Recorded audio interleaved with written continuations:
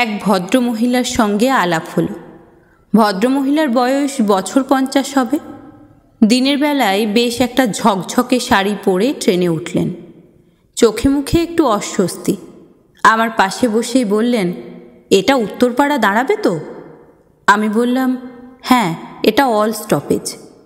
মহিলা যেন একটু স্বস্তির নিঃশ্বাস ফেললেন। ফোনে কাউকে বললেন, আমার পৌঁছাতে মিনিট 10 দেরি হবে, বুঝলি তো? বেশ আলাপি মহিলা হেসে বললেন, আমাকে বেমানান লাগছে, খুব দৃষ্টিকটু কি? এমন প্রশ্নে আমি একটু হকচকিয়ে গিয়ে বললাম, না, বেশ ভালো লাগছে তো। কেন বলুন তো? ভদ্রমহিলা মুখ টিপে হেসে বললেন, এই শাড়িটা আমার স্বামীর দেওয়া জন্মদিনের গিফট। রাতের আলোয় পরার শাড়ি, বলতে গেলে বিয়ে বাড়ি যাওয়ার শাড়ি। আজ বাপের বাড়ি যাচ্ছি তো, ভদ্রলোকের আবদার এই শাড়িটা পরেই যেতে হবে। কি বিপদ বলুন তো, লোকজন তাকিয়ে তাকিয়ে দেখছে। এই বয়সে সকাল সকাল ঝকমকে শাড়ি কি মানায়? আসলে এই লোকজন কি ভাববে তার থেকে ওর ভালো লাগাটা আমার কাছে বেশি ইম্পর্টেন্ট। তাই লজ্জার মাথা খেয়ে এই ডিপ রঙের বিয়েবাড়ির শাড়ি পরেই রওনা দিলাম। শাড়িটা পরেছি দেখে ভদ্রলোকের মুখে হাসি ধরে না। আমি বললাম, একদম, কেউ কিছু ভাববে না, ঠিক করেছেন। ভালোবাসা যেখানে ভীষণ রকমের বিশ্বাসী, আলটুসি বারান্দার মতো আদুরে, সেখানে এসব লোকজনের তুচ্ছ ভাবনাকে অবলীলায় বর্জন করবেন। ভদ্রমহিলা বললেন, আপনি তো দারুণ কথা বলেন। একটু বিষণ্ণ হয়ে বললেন, আমি জানি আমার বোনেরা দেখেই হাসবে, বলবে, এই শাড়িটা কি করে তুই দিনের বেলায় পরলি দিদি? তোর কোনো রুচিবোধ তৈরি হলো না? আসলে জামাইবাবুর রুচিটা ওই মুদির দোকানের মতোই হয়ে গেছে। আমার হাজব্যান্ডের ছোট মুদির দোকান তো, আর 2 বোনের হাজব্যান্ড ভালো সার্ভিস করে, তাই ওরা এসব বলে। মহিলার চোখ দুটো ছল ছল করে উঠল।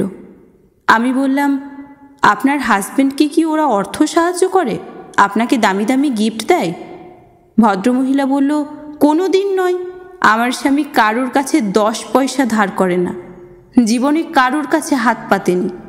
আমায় ভালোবেসে বিয়ে করেছিল বলে সব সময় আমার সম্মান রাখার চেষ্টা করে।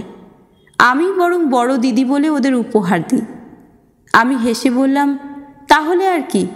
আপনার বোনেরা যখন আপনাদের কোনো সাহায্যই কোনো দিন করেনি বা আপনাদের লাগেনি, তখন ওদের কথা শোনার প্রয়োজন কি? আপনি বলবেন, তোদের জামাইবাবু এই শাড়িটা পছন্দ করে নিয়ে এসেছিল, আর আবদার করে বলেছিল এটা পরলে তোমায় শ্রেষ্ঠ সুন্দরী লাগবে, তাই আমি পরেছি। এতে তোদের এত সমস্যা কোথায়? আসলে কি জানেন, আপনি আদরে আছেন, ভালোবাসায় আছেন, যত্নে আছেন, এটা অনেকেই ঠিক নিতে পারে না।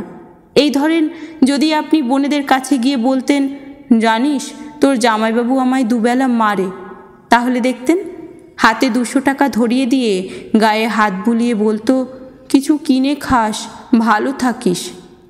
তখন ওদের নিজেদের সুখের গল্পগুলো আপনাকে শুনিয়ে বেশ তৃপ্তি পেত ওরা। আসলে এটা হিউম্যান সাইকোলজি, অন্যের ভালোই ঈর্ষান্বিত হয়ে যাওয়া।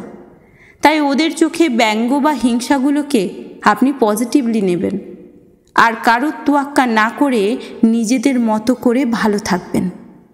ভদ্রমহিলা আচমকা আমার মাথায় হাত রেখে বললেন, তুমি আমার থেকে অনেকটা ছোটই হবে, ভালো থেকো গো। এমন টুকরো টুকরো আশীর্বাদে আমিও ঝুলি ভরিয়েই চলেছি।